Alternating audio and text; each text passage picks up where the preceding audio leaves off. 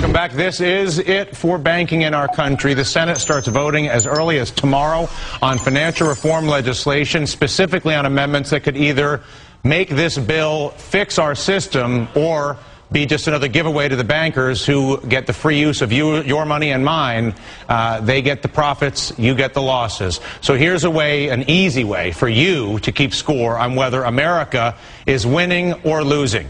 Your financial future, whether you will have a job, whether you will be paying 30% on your credit card while being extracted by a banking system that controls the government, is directly related to the following three bills. Number one, Senator Ted Kaufman and Sherrod Brown with their safe banking amendment that would force banks to shed assets to the point where they could actually fail without taking down the entire system.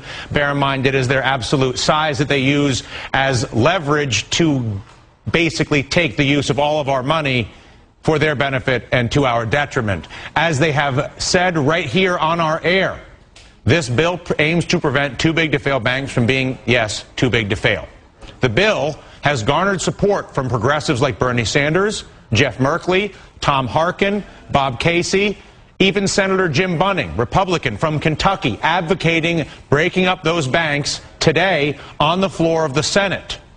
Officially, no Republicans, however, have donned the white hats yet. But again, there are murmurs not only from Senator Bunning on the floor, but people like Senator Shelby, John Cornyn, even Senator Tom Coburn and others who look at this as a critical issue. Senator Brown admits that right now, however, he lacks the votes to advance the crucial amendment, but says they are getting closer. Where will your politician be on breaking up the banks? Check it out. Then there's Senator Lincoln's derivatives reform plan. Will it survive the amendment process intact? FDIC Chairwoman Sheila Bair now urging lawmakers to scrap one of Lincoln's provisions that would force banks to separate commercial banking from swap speculating. She said the move could destabilize banks and drive risk into dark, unregulated markets, which is funny if you think about all the risk that currently exists in dark, unregulated markets.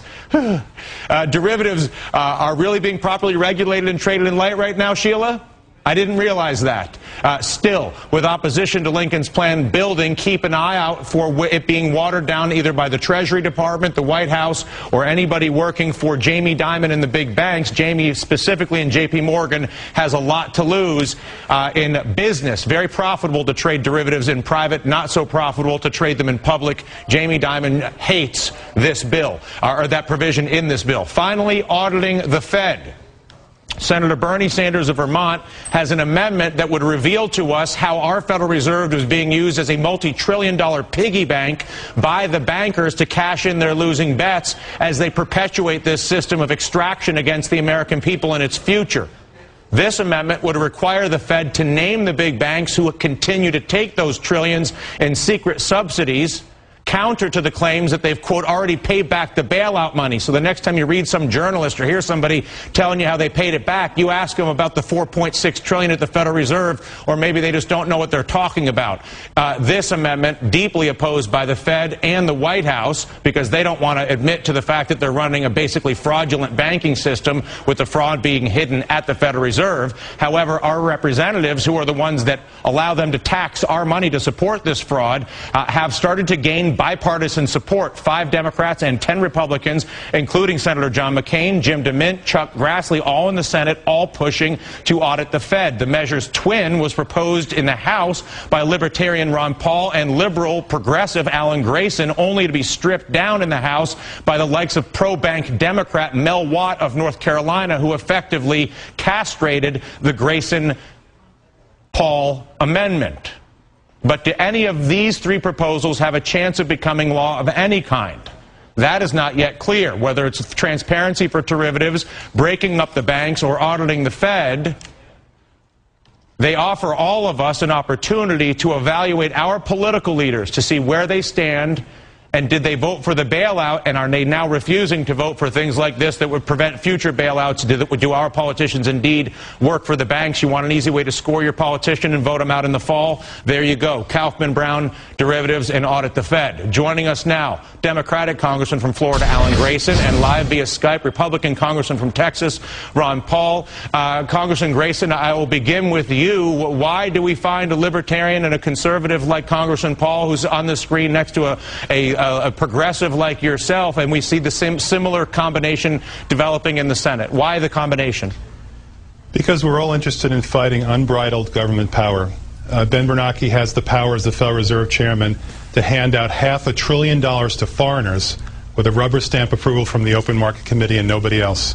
Nobody should have that kind of power. He did it before, he'll do it again. That's not the way things should work in any republic, in any democracy. Congressman Paul is really the man who started this conversation some time ago. How do you view the accelerating momentum around the idea, both the bill with you and Congressman Grayson, but also in the Senate? How do you view the momentum?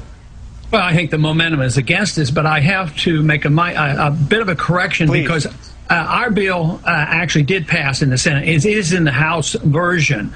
So Mel Watt tried to undermine it, but we beat him in the committee with the help of Allen. We got enough Democrats and all the Republicans supported my position on that and our position.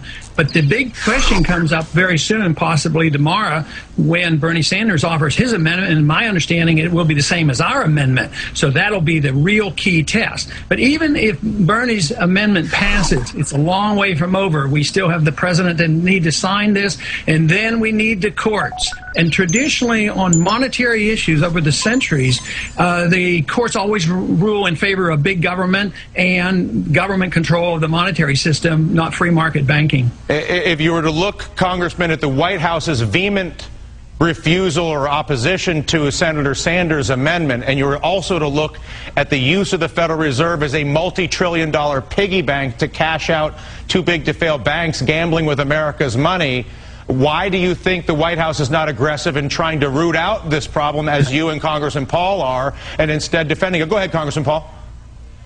I think there's too much at stake, and it's power. They have power through the control of money. And I think this is going to end. I think what we're doing is very, very important, and it has brought the attention to millions of Americans about how important the Federal Reserve is. But quite frankly, I think they're going to destroy the dollar before they'll wake up, because everything is dependent on their ability to print money when they need it. Congress spends money, the deficits are running up, we get into a crisis, everybody gets bailed out, and if you couldn't print the money and couldn't bail out your friends, the whole thing comes crashing down. But if we continue to print this money the way we are, it's going to come crashing down anyway, and it's going to be a lot worse than if we bit the bullet and changed our ways. Yeah.